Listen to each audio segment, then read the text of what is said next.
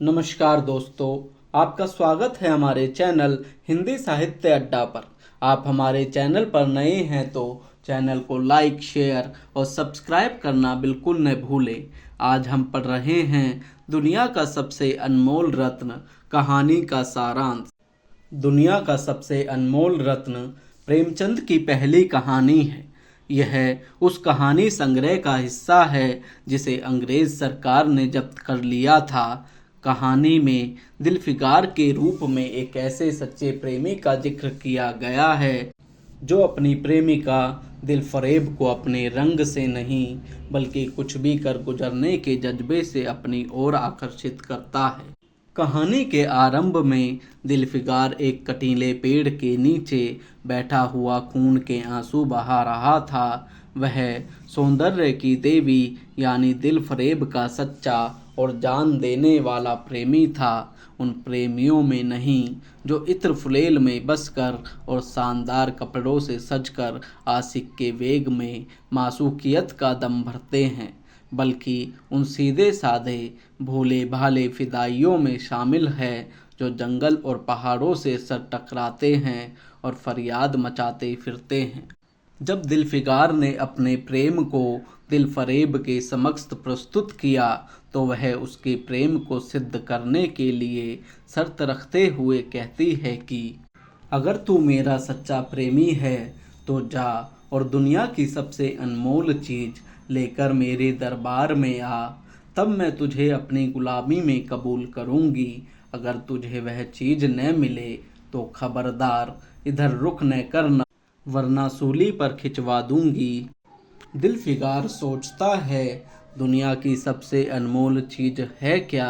कारू का खजाना, आबे हयात, खुसरो का ताज, जामे जम, तख्ते ताऊस, परवेज की दौलत नहीं, यह चीज़ें हरगिज़ नहीं। दुनिया में ज़रूर इनसे भी महंगी, इनसे भी अनमोल चीज़ें मौजूद हैं, मगर वह क्या है, कैसे मिलेगी? इसी सोच में वो हैरान परेशान कई दिनों तक भटकते रहता है। तभी वो भटकते भटकते एक मैदान में पहुंचा जहां बहुत भीड़ जमा थी। वहां एक कैदी को फांसी होने वाली थी जिसने कई मासूम बेगुनाहों की जान ली थी। कैदी को उस भीड़ से अनजान एक बच्चे को खेलता देख अपनी बचपन की यादें ताज़ा हो गई, जब वो भी एक बेगुनाह और निष्कपट था। उन बीते दिनों की यादें उसके आंखों से आंसू बन टपक पड़ी। दिलफिकार ने उस आंसू को अपने हाथों में लिया, इस सोच के साथ कि एक मरते हुए व्यक्ति के आंसू से अनमोल क्या हो सकता है। इस प्रकार वह दुनिया के सबसे अनमोल रत्न के रूप में पहला अनमोल रत्न खोज निकालता है, जिसे लेकर वह अपनी मासूका दिलफरेब के शहर मीनोसवाद को चल देता है। दिलफिकार ने दिलफरेब के दरबार में पहुंचकर आशा और भय की एक विचित्र मनह स्थिति में वह आंसू की बूंद पेश की और सारी घटना बयां की। दिलफरेब ने पूरी कहानी बहुत गौर से सुनी और वह भेंट हाथ में लेकर जरा देर तक गौर करने के बाद बोली, दिलफिकार, बेशक तूने दुनिया की एक बेशकीमत चीज ढूंढ निकाली। तेरी हिम्मत और तेरी सूझबूझ की दाद देती हूँ, मगर यह दुनिया की सबसे बेशकीमती चीज नहीं। इसलिए तू यहाँ से जा और फिर कोशिश कर, शायद अब की तेरे हाथ वह मोती लगे और तेरी किस्मत में मेरी गुलामी लिखी हो। तुझ में वह गुण मौजूद है जो मैं अपने प्रेमी में देखना चाहती हूँ, और मुझे यकीन है कि तू जरूर कभी न कभी कामयाब होगा। तब दिलफिकार पुनः अपनी खोज पर निकलता है। तो एक रोज वह शाम के वक्त किसी नदी के किनारे खस्ताहाल पड़ा हुआ था। बेखुदी के नशे से चौंका तो देखता है कि चंदन की एक चिता पर एक युवती सुहाग के जोड़े पहने 16 श्रृंगार किए बैठी है। उसकी जांघ पर उसके प्यारे पति का सर है। हजारों आदमी गोल बांधे खड़े हैं और फूलों की बरखा कर रहे हैं। सती का चेहरा उस वक्त एक पवित्र भाव से आलोकित हो रहा था। यकायक चिता में से खुद एक लपट उठी जो उसके गले से लिपट गई और वह फूल सा शरीर राख का ढेर हो गया। प्रेमिका ने स्वयं को अपने प्रेमी पर न्यौछावर कर दिया और दो प्रेमियों के सच्चे पवित्र अमर प्रेम की अंतिम लीला आंख से ओझल हो गई। जब सब लोग अपने घरों को लौटे तो दिलफिगार चुपके से उठा और अपने चाक दामन कुर्ते में यह राख का ढेर समेट लिया जिसे कहानी में दुनिया का दूसरा अनमोल रत्न बताया गया है। दिलफिगार इस मुट्ठी भर राख को दुनिया की सबसे अनमोल चीज समझता हुआ सफलता के नशे में चूर दिलफरेब के महल पहुंचा तो दिलफरेब ने जाबाज आशिक को फौरन दरबार में बुलाया। दिलफिगार ने मुट्ठी भर राख को उसकी हथेली में रखकर सारी कैफियत दिल को पिघला देने वाले लफ्ज़ों में कह सुनाई और अपनी सुंदर प्रेमिका से अपनी किस्मत का फैसला सुनने के लिए इंतजार करने लगा। दिलफरेब ने उस मुट्ठी भर राख को आंखों से लगा लिया और कुछ देर तक विचारों के सागर में डूबे रहने के बाद बोली, ए जान निछावर करने वाले आशिक दिलफिगार, बेशक यह राख जो तू लाया है जिसमें लोहे को सोना कर देने की सिफत है दुनिया की बहुत बेशकीमत चीज़ है और मैं सच्चे दिल से तेरी एहसानमंद हूँ कि तूने ऐसी अनमोल भेंट दी, मगर दुनिया में इससे भी ज़्यादा अनमोल चीज़ है। जा उसे तलाश कर और तब मेरे पास आ। मैं तहे दिल से दुआ करती हूँ कि खुदा तुझे कामयाब करे।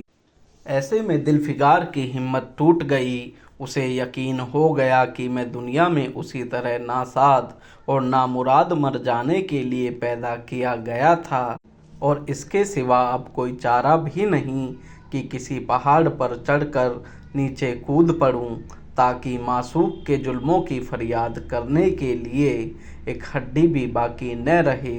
वह दीवाने की तरह उठा और गिरता पड़ता एक गगनचुंबी पहाड़ की चोटी पर जा पहुंचा, किंतु तभी एक बुजुर्ग एक हाथ में तस्बीह और दूसरे हाथ में लाठी लिए बरामद हुए तथा हिम्मत बढ़ाने वाले स्वर में बोले, दिलफिगार, यह क्या बुज़दिलों जैसी हरकत है। तू मोहब्बत का दावा करता और तुझे इतनी भी खबर नहीं कि मजबूत इरादा मोहब्बत के रास्ते की पहली मंजिल है। मर्द बनकर हिम्मत न हार। पूरब की तरफ एक देश है जिसका नाम हिंदुस्तान है, वहाँ जा और तेरी आरज़ू पूरी होगी। यह कहकर वह गायब हो गए। तब वह दुनिया के तीसरे अनमोल रत्न की खोज में निकलता है तो मुद्दतों तक कांटों से भरे हुए जंगलों, आग बरसाने वाले रेगिस्तानों, कठिन घाटियों और पर्वतों को तय करने के बाद हिंद की पाक सरजमी में दाखिल हुआ, जहाँ बेशुमार अधमरी और बेजान लाशें बिना कफन के पड़ी हुई थी।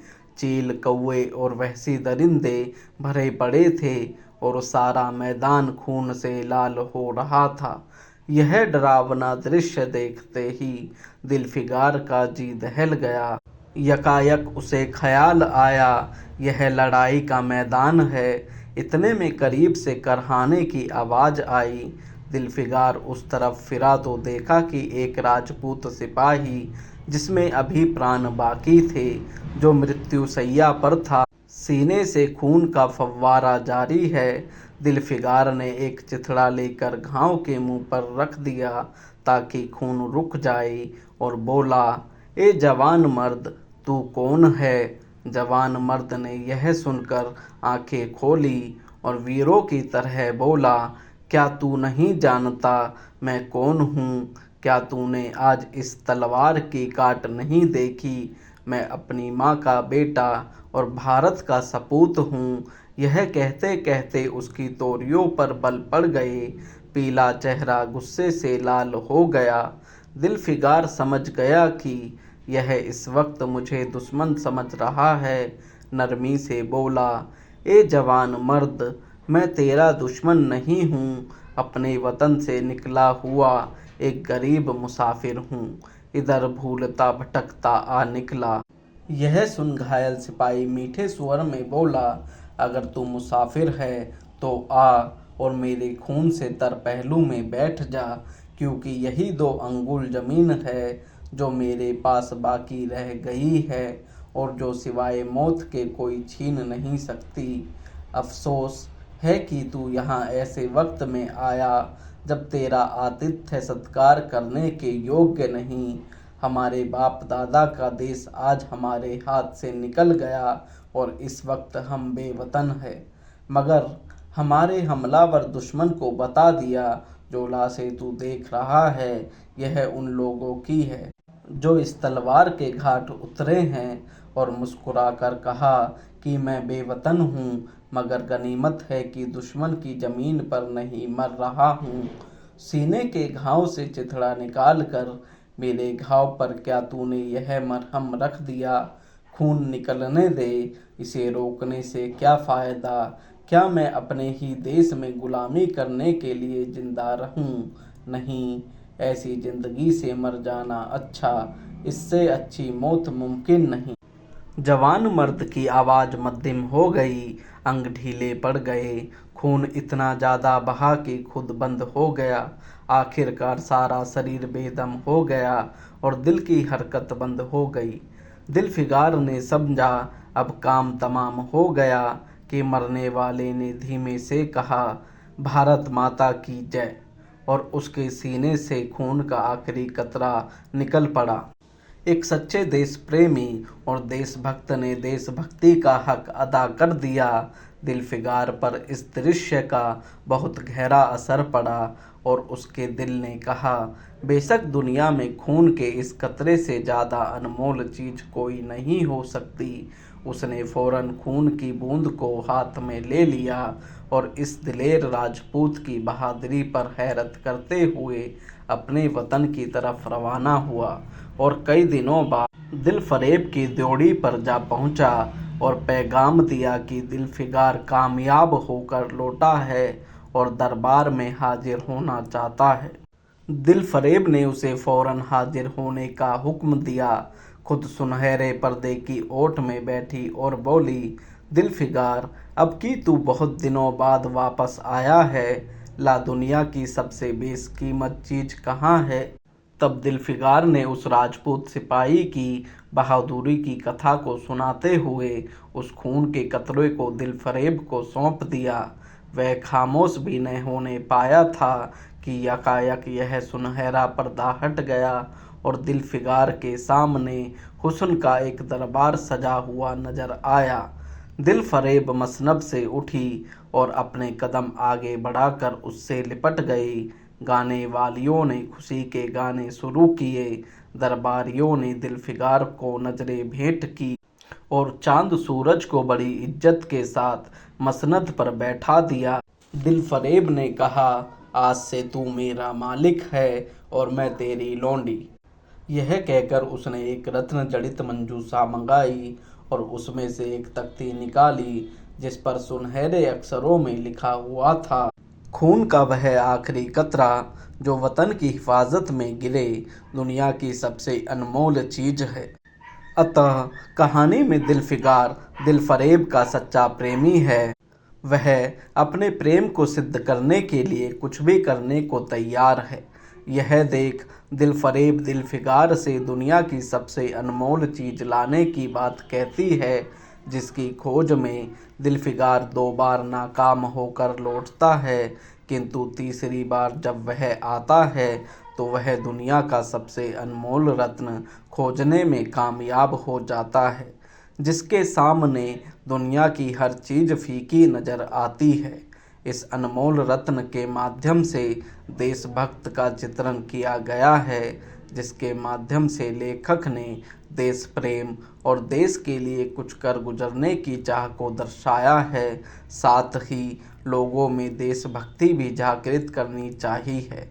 देश के लिए अपना खून बहाने वाले सैनिकों के खून के आगे सभी चीज़ों को गौण बताया गया है। वहीं लेखक ने गुलामी में जीने से बेहतर मरने का संदेश भी यहाँ दिया है, तथा वे घुट घुट कर जीने को जीना नहीं कहते, अंततः कह सकते हैं कि इस कहानी के माध्यम से लेखक ने तत्कालीन स्वतंत्रता आंदोलन को एक नई दिशा दी। वीडियो को पूरा सुनने के लिए आपका बहुत बहुत धन्यवाद।